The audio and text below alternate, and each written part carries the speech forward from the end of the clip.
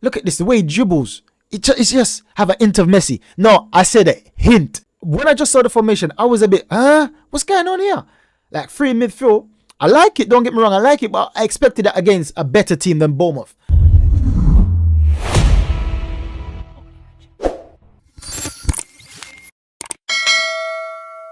So we're back again, guys, with another video, with another highlights video, and it's a bit of a sour note. It's a non-sour note because I'm in two minds. Because on one side, William Saliba should have never given the referee a chance to make that decision, because we know the referee isn't on our side. We know that. So for me, that was a silly challenge to give the referee the opportunity to make that choice. And on the other hand, we know that every split decision is going to go against us. Every one of them. So it's Saliba's fault for putting the referee in that position, and I know that the referee ain't going to do better, because listen, he got a yellow card and then Vieira came and intervened and still gave the red. Like, so many times this season, we had so many chances where we could have had Vieira intervene. They said it's not a clear error from the ref, so they won't intervene. And this is.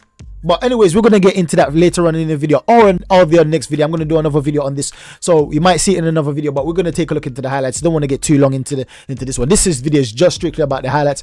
So we see that Thomas Partey, for me, had the best match. He's the man of the match for me on an Arsenal point of view. He would dominate midfield. Declan Rice had a good display as well. I was critical of Declan Rice throughout the last few matches before international duty. Look at Thomas Partey. I was critical of Declan Rice, but he's improved. But Thomas Partey bossed the midfield. I was critical of Thomas Partey as well in the beginning of the season. But look at these passes. Zipping it between two players. Zipping it, controlling. Nice little take there. He's just dominating midfield. And I love I'm not even going to lie. When I just brilliant from Moreno. When I just saw the formation, I was a bit, what's going on here? Like 3 in midfield. I like it, don't get me wrong, I like it, but I expected that against a better team than Bournemouth. Like going 3 defensive-minded players, or 3 not the most attacking-minded players in midfield.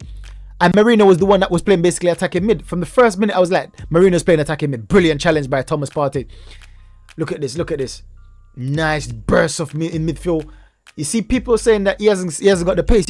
He's still got the pace there. He's still got the pace. Still driving past players. He's still doing what he needs to be done. Brilliant play. But Havertz once again had a good match. I keep saying Havertz doesn't have a bad match. I tell you, this guy, since his start of this year, he doesn't have a bad match. But yeah, as I said, that Moreno was playing in the spear of midfield. Look at Declan Rice attacking. So all 3 midfielders done really, really well. It's just that they need a bit more creativity in that centre. And that's why I wanted Trossard to play in the middle. Because even after Saliba got the red card, I expected Arteta to put Trossard. And to be fair, a bit of this was Arteta's fault. Because I believe that Nwaneri should have came on earlier. I believe that Trossard should have went in the middle.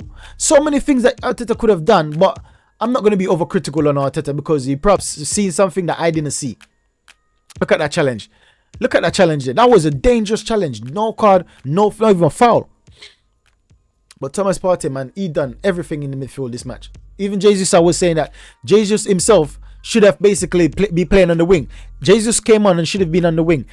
So many different things I think Arteta should have changed and tweaked.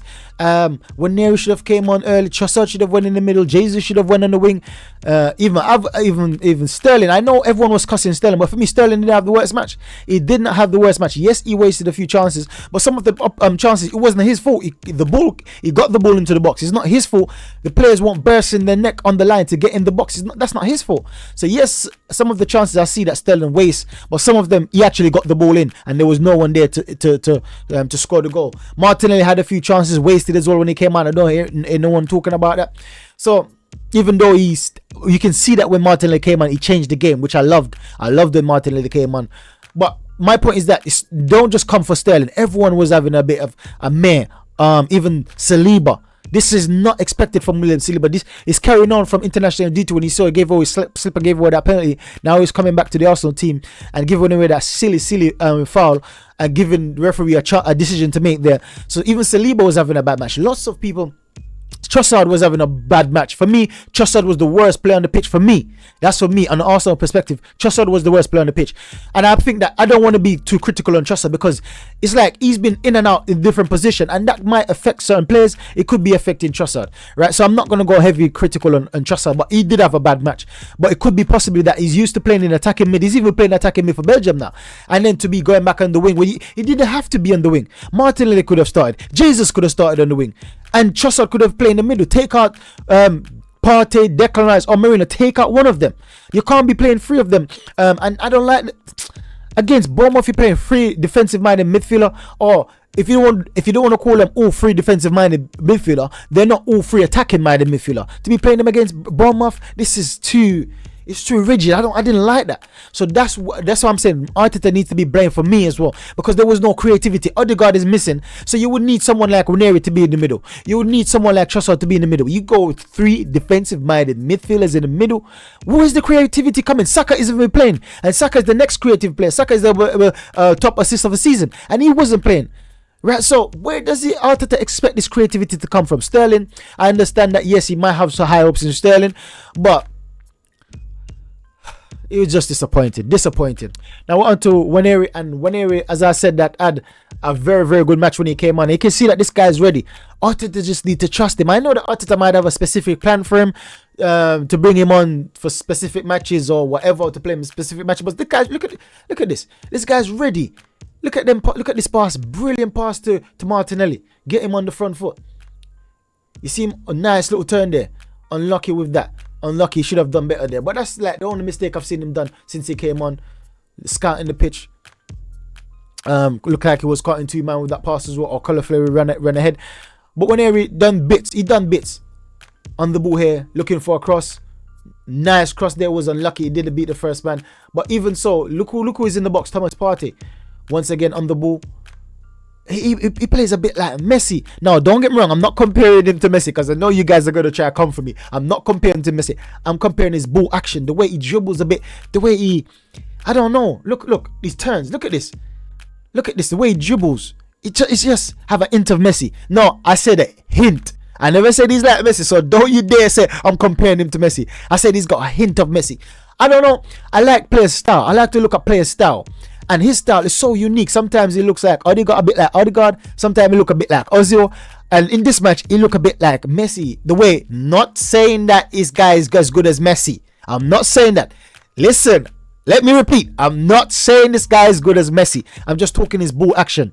And I love to watch players' ball action. For me, it's a telltale sign to see how good they are, and how good they will be in the future. If you take a look at someone like Declan Rice, his playing style reminds me of Steven Gerrard. It's like it's rigid, it's rough, it's tough. It's not as eloquent. It's not eloquent. It's not smooth. It's rough, right? Rough around the edges. When you take a look at Ozil, Odegaard, these players smooth, beautiful.